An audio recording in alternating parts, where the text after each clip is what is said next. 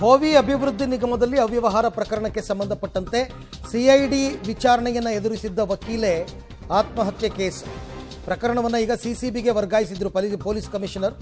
Banashankari police ಠಾಣೆಯಲ್ಲಿ ದಾಖಲಾಗಿತ್ತು ಈ ಪ್ರಕರಣ. ಎಫ್ಐಆರ್ ದಾಖಲಿಸಿ ಪ್ರಾಥಮಿಕ ತನಿಖೆಯನ್ನು ನಡೆಸಿದ್ರು ಪೊಲೀಸರು. ಸಿಸಿಬಿಯ ಎಸಿಪಿ ನೇತೃತ್ವದಲ್ಲಿ ಈಗ ತನಿಖೆಗೆ ಆದೇಶ ಕೊಡಲಾಗಿದೆ. ನಿನ್ನೆಗೆ ಪ್ರಾಥಮಿಕ ತನಿಖೆಯ ದಾಖಲೆಯನ್ನು ಹಸ್ತಾಂತರ ಮಾಡಿದ್ದಾರೆ.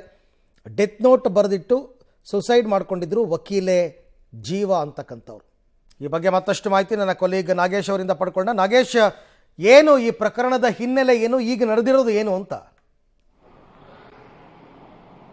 ಅರವಿಂದ್, ಭೋವಿ ಅಭಿವೃದ್ಧಿ ನಿಗಮದಲ್ಲಿ ನಡೆದಿರುವಂಥ ಅಕ್ರಮದ ಬಗ್ಗೆ ತನಿಖೆಯನ್ನು ಸಿಐಡಿ ಅಧಿಕಾರಿಗಳು ಮಾಡಿರುವಂಥದ್ದು. ಜೀವ ಎಂಬ ಯುವತಿಯನ್ನು ಈ ಒಂದು ಅಕ್ರಮಕ್ಕೆ ಸಂಬಂಧಪಟ್ಟಂತೆ ತನಿಖೆಯನ್ನು ಮಾಡಿದರು. 2-3 ಬಾರಿ ತನಿಖೆ ಎದುರಿಸಿದಂಥ ಯುವತಿ ಜೀವ ಅವರು ಕಳೆದ 3 ದಿನಗಳ ಹಿಂದೆ ಆತ್ಮಹತ್ಯೆ ಮಾಡಿಕೊಂಡು ಸಾವನ್ನಪ್ಪಿದ್ರು.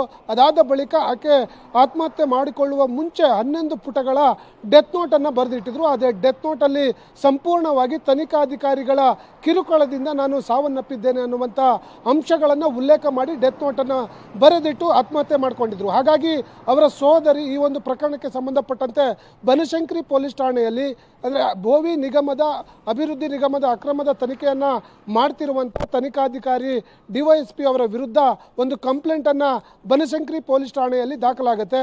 ಡಿವೈಎಸ್ಪಿ ಕನಕಲಕ್ಷ್ಮಿ ವಿರುದ್ಧ ಎಫ್ಐಆರ್ ದಾಖಲಿಸಿಕೊಂಡಿದ್ದಂಥ ಬನಶಂಕರಿ ಪೊಲೀಸರು ತನಿಖೆಯನ್ನು ಮುಂದುವರಿಸಿದರು.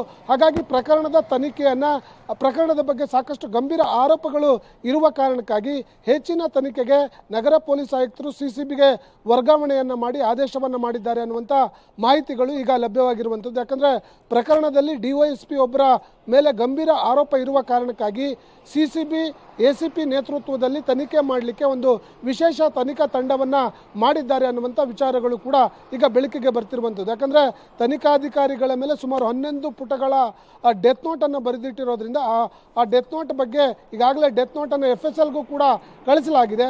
ಆ ಸಂಬಂಧಪಟ್ಟಂತೆ ಹೆಚ್ಚಿನ ತನಿಖೆಯನ್ನು ಮಾಡಲಿಕ್ಕೆ ಸಿಸಿಬಿಗೆ ಪ್ರಕರಣವನ್ನು ವರ್ಗಾವಣೆ ಮಾಡಿದ್ದಾರೆ ಅನ್ನುವಂಥ ಮಾಹಿತಿಗಳು ಈಗ ಸದ್ಯಕ್ಕೆ ಲಭ್ಯವಾಗಿರುವಂಥದ್ದು. Arvind, okay, thank you Nagesh ತಮ್ಮೆಲ್ಲ ಮಾಹಿತಿಗೆ.